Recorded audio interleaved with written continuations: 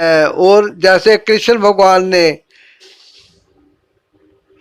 द्रौपदी को चीर हरण के टाइम अपनी उंगली में बंदी पट्टी से साड़ी सप्लाई की थी, वैसे ही भगवान भी मुझे विचार सप्लाई कर रहे हैं। एक बार एक आदमी जो कि एक नॉर्मल परिवार का था, उसके पिताजी पोस्ट ऑफिस में चपरासी थे और गांव में उनका छोटा सा घर था, और उस घर में रहते हुए उस परिवार का होता हुआ वो लड़का आज इस पोस्ट पे था जिसका उसे बहुत गर्व था, घमंड था। उसके पिताजी उसको मार पीट पे मारते थे, पीटते थे, घुमाने ले जाते थे, पहाड़े गिनती सिखाते थे, एबीसी सिखाते थे, गुणा भाग सिखाते थे। और वो आज जो ये बन गया, वो अपने गांव जाना नहीं चाहता था, कभी भी वो अपने गांव नहीं गया। रिटायरमेंट की डेट आ गई। रिटायर होने के बाद वह शहर में ही एक मकान खरीद के रहने लगा। गांव जाने का उसने कभी विचार ही नहीं किया था। एक दिन अखबार में पढ़ा, टीवी न्यूज़ चैनल्स पे उसने जाना कि सरकार उसके गांव के पास की ज़मीन अधिग्रहण करके एक 5-6 लेन का हाईवे बनाने की सोच रही है और नज़दीक ही उसके एक हवाई अड्डा बनेगा। उसके मन में इतना अहंकार था कि उसने उन लोगों के बारे में नहीं सोचा कि जिन लोगों को अपनी ज़मीन अनचाहे रूप में देनी पड़ेगी और मुआवजा उसको पता नहीं कब मिलेगा, कितना मिलेगा। वह कहने लगा मेरे को क्या फ़र्क पड़ता है, मुझे ज़मीन से क्या लेना देना। इसी तरीके से कई दिन गुजर गए। एक दिन उसे पता लगा तो वो अपने कार में बैठ के उधर अपने लोकल तहसील के ऑफिस पहुंचा। वहाँ से उसने पता किया, कंपनी जो उसको ले रही थी, जो कार्रवाई थी, उसने कार्रवाई की और उसको जब मुआवजे का बैंक ड्राफ्ट और चेक मिल गए तो उसने आके उसको जमा कर दिया बैंक में। एक दिन उसको एक प्रॉपर्टी डीलर ने कहा कि सर, पैसा जो है ये निर्जीव वस्तु की तरह पड़ा है, जबकि पैसा से पैसा कमाया जा सकता है। तो आप ऐसा करिए, एक दो मकान मेरी नज़र में है वो ले लीजिए और उनको किराए पे चढ़ा के आप मुनाफा कमा सकते हैं। वह क्योंकि घमंडी था और उस प्रॉपर्टी डीलर की बातें उसे एक चैलेंज के रूप में लगी। उसने सोचा मैं मना करूंगा तो ये मेरे बारे में नेगेटिव सोचेगा, पता नहीं मुझे कंजूस कहेगा। उसने कहा ठीक है। लेकिन मकान का जब सौदा होने लगा तो वो सौदे पे अड़ा रहा और उस मकान की वो कीमत कुछ भी नहीं देना चाहता था।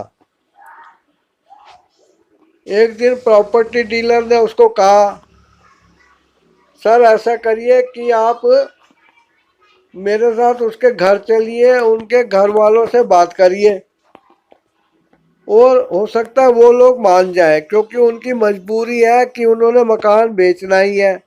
आपके लिए ये बहुत अच्छा मौका है। अब वो आदमी कार में बैठा और फिर प्रॉपर्टी डीलर के साथ उनके साथ चले गया।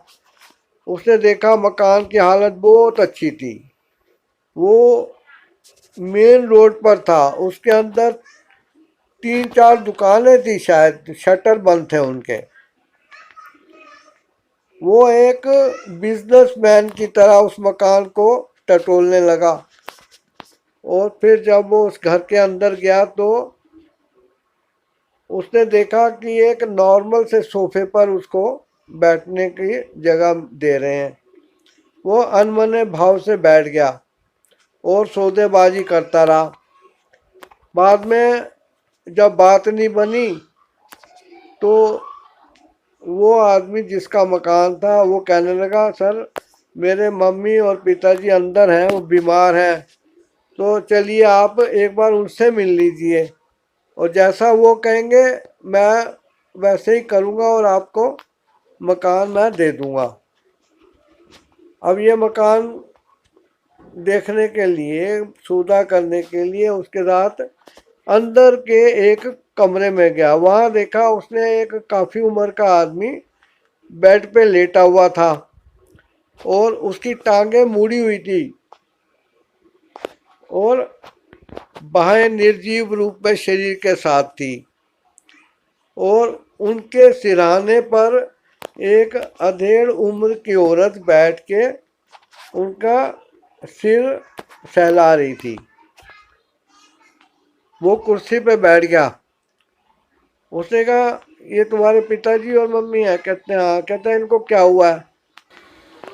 उस लड़के ने कहा कि इनको पैरालिसिस हो गया है और मम्मी की नज़र भी बहुत गिर गई है। मैं चाहता हूँ कि मैंने इस घर का जितना हो सकता था सामान बेच बेच के ना इलाज करा लिया है। अब मैं सोचता हूँ कि अपने इस मकान को मैं बेच के इनका किसी हॉस्पिटल में एडमिट करा के अच्छा इलाज कराऊं। उस आदमी ने कहा, तो तुम रहोगे कहाँ? कहने लगा, उधर झोपड़पट्टी में किसी से बात की है, वो लोग एक झोपड़ी मेरे लिए खाली कर देंगे और मैं उनमें किराए में रह लूँगा। इस आदमी ने कहा कि इनका इलाज कराने में तुमने इतना खर्चा कर दिया है और जो इस मकान को बेच के मैं तुम्हें देना चाहता हूँ शायद वो भी इनके इलाज में ही लग जाए, फिर तुम क्या करोगे? इस पर वो औरत फफक फक पे रो पड़ी और अपने पति के माथे को दबा दबा के उनकी मालिश करने लगी। उसके हाथ कांपने लगे। अब देखिए कितना पत्थर दिल है ये आदमी जिसके बारे में मैं ये कहानी सुना रहा हूँ। लेकिन ये क्या, प्रॉपर्टी डीलर ने देखा कि उसकी आंख के कोनों से वो थोड़ा सा पानी आंसू के रूप में रिस कर उसके गाल पे उतरने लगा था। प्रॉपर्टी डीलर हैरान रह गया और जो ये मकान वो बिकवा रहा था इसमें प्रॉपर्टी डीलर की अपनी भी तो स्वार्थ भावना थी।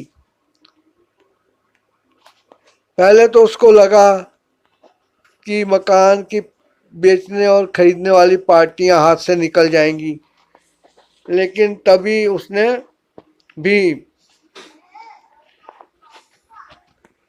जैसे दिल में ठेस लगी हो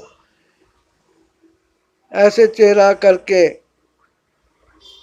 उस अमीर आदमी के कंधे पे हाथ रख दिया।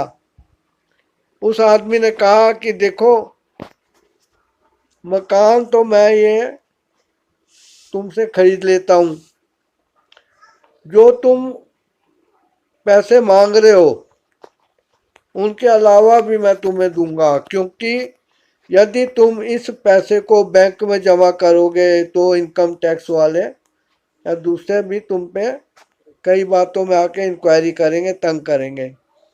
इसलिए मैं तुम्हें बैंक से लोन करा के अपने पूरे पैसे इसमें दूंगा। तुम मेरे को कोई वो नहीं करना, मैं बैंक से लोन करा के तुम्हें दूंगा और मैं इसके करूंगा। तुम लोग इसी मकान में रहते रहना।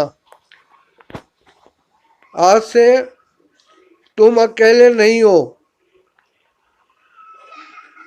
ये समझो कि तुम मेरे ही परिवार का हिस्सा हो। ये मेरे माता पिता हैं। मैं कितना अभागा हूँ जो अपने माता पिता के इस संसार से चले जाने की मैंने कभी परवाह नहीं की, उनके बारे में कभी नहीं सोचा। अब मैं इस सोच में पड़ा हूँ कि मैं कितनी गलती कर चुका हूँ। आज से इनका इलाज कराना और इस परिवार की देखभाल करना मेरा जिम्मा है। ये जो पैसे मैंने इकट्ठे किए हैं मेरे बाल बच्चों के लिए, ये ज़रूरत से ज़्यादा हैं। तो हृदय परिवर्तन कब हो जाए कुछ कहा नहीं जा सकता है। रिक्वेस्ट करूँगा इस चैनल को सब्सक्राइब ज़रूर कर देंगे।